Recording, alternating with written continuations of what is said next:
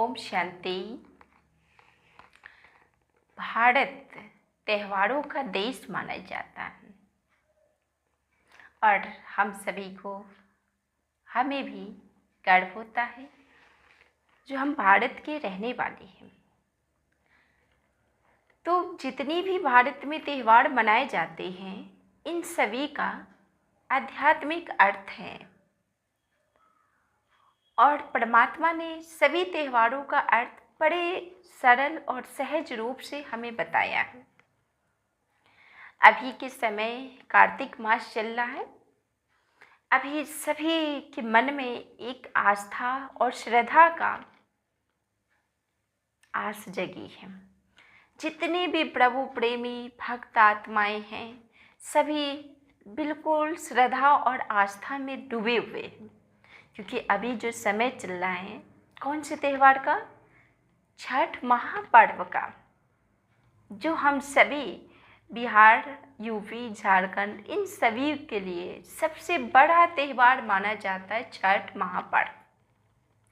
तो ये छठ महापर्व जो इतना बड़ा त्यौहार और इसमें जो तपस्या दिखाई गई है, शुद्धता और पवित्रता जो दिखाई गई है, बहुत कठिन है।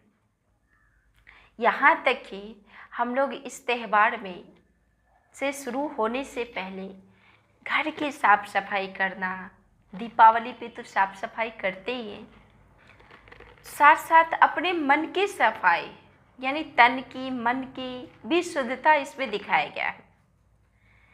आपने देखा होगा जो छठ पूजा से पहले ही हम सभी लहसुन प्याज खाना भी छोड़ देते हैं, क्योंकि वो तामसिक है। हमारा मन बिल्कुल शुद्ध और पवित्र होनी चाहिए। इसके लिए बिल्कुल जो भी ऐसे अशुद्ध चीज़ होता है जिसका उपयोग नहीं किया जाता है। तो देखिए कितना ये बड़ा त्यौहार होता है हम सभी भक्त आत्माओं के लिए। साथ में इसमें 36 घंटे की उपवास होती है। 36 घंटे की निर्जला जो उपवास करते हैं बिना अन्न और पानी के, तब जाकर के उस जो छठ महापरमेश्वरी कहते हैं उनका हम अर्घ देते हैं, यानी दीनानाथ कहते हैं। सूर्य देवता की पूजा दिखाई गई है इसमें। वास्तव में सूर्य की पूजा हम क्यों इतना श्रद्धा से करते हैं? इसके पीछे भी रीजन है, क्योंकि सूर्य से हमें जीवन की प्राप्ति है। आज जो कुछ भी हो रहा है सूर्य के द्वारा ही मिल रहा है। सूर्य की रोशनी नहीं होती, पेड़ पौधे नहीं होते, है ना? हमारा जीवन प्रकाश में नहीं होती। तो जो हमें इतना प्रकाश देने वाला है, क्या हम उसके लिए शुक्रिया अदा नहीं करेंगे? बिल्कुल करेंगे। तो वास्तव में कौन से सूर्य की पूजा होती है और सूर्य अस्त जो होता है उस समय क्यों पूजा की जाती है? सूर्य उदय के समय ही क्यों नहीं किया गया? पहला अर्घ जो होता है सूर्य अस्त को दी जाती है, यानी सूर्य जब जाने लगता है तब की उनकी अर्घ उठते हैं, यानी विदाई। तो वास्तव में यहाँ कौन से सूर्य की पूजा है?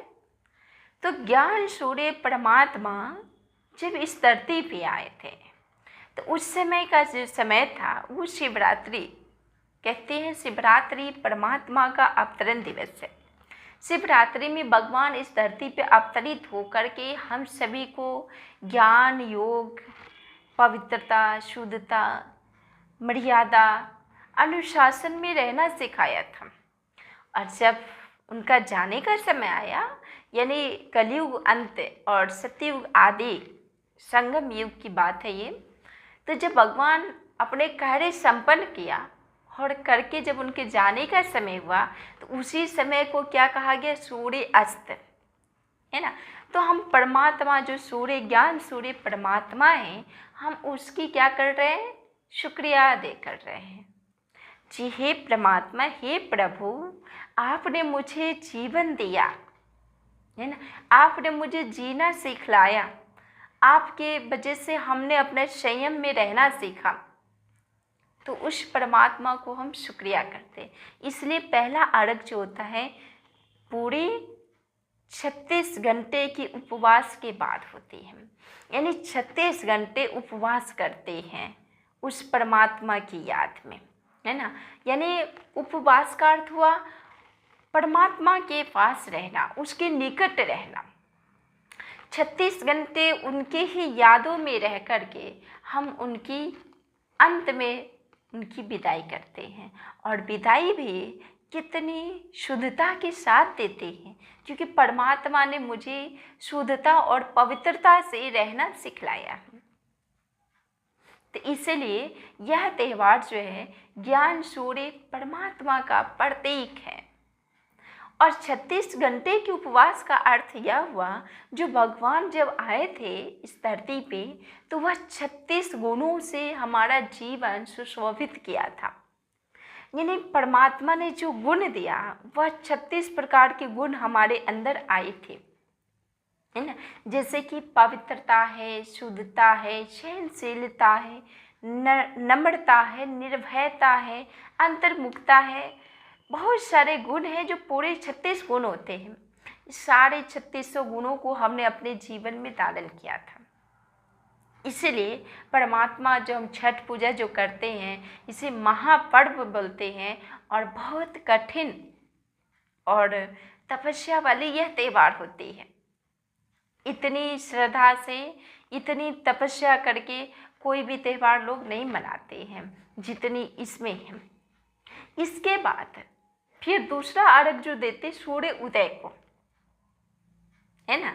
यानी परमात्मा तो विदाई का समय का हुआ, दूसरा सूर्य का आगमन के समय भी हमने जो उनका जो स्वागत किया आने का, वो भी बड़ी श्रद्धा से किया था। तो वास्तव में भगवान इस धरती पे आ चुके हैं, और भगवान जब आते हैं तो हम सभी को संयम और नियम में चलना सिखलाते हैं। इसलिए देखिए छठ पूजा जो होती है यह ज्ञान सूर्य परम प्रकाश परमात्मा का प्रतीक है, और यह पर्व इसलिए महापर्व माना जाता है, और इसमें बहुत ज़्यादा शुद्धता दिखाई गई है, बहुत ज़्यादा जो शुद्धता दिखाई गई है। इसलिए क्योंकि परमात्मा जो है शुद्ध हैं, परम पवित्र हैं, और उनकी जो हम आराधना करेंगे या उनकी शुक्रिया करेंगे तो ऐसे ही तो नहीं हो पाएगी। उसके लिए हमें भी उनके जैसा हमारी अपनी आत्मा को 36 घंटे में उस परमात्मा की याद में हमारा मन बिल्कुल शुद्ध हो जाता है, हमारा पूरा जीवन भक्तिमय होती है, हमारे घर का भी माहौल पूरा शुद्ध और पवित्र होता है। बच्चे की सोच जो होती है बिल्कुल शुद्ध और पवित्र हो जाती है 3 दिन के पर्व में ही। तो यह पर्व देखिए कितना शुभ है, और कितने हम सब की मानसिकता को चेंज करने वाले त्यौहार है। इसलिए छठ पूजा को महापर्व कहते हैं, और हमें गर्व होता है जो हम सभी वास्तव में अपने बिहार से हैं। तो यहाँ पे वैसे भी छठ पूजा को बड़े श्रद्धा से लोग मनाते हैं, और आप सभी भी उस ज्ञान सूर्य परमात्मा को जाने, पहचाने, और परमात्मा ईश्वर में आकर के अपना कार्य कर रहे हैं, स्वर्णिम भारत के निर्माण का कार्य कर रहे हैं। उस कार्य में, भगवान के कार्य में सहयोगी अवश्य बने। ओम शांति।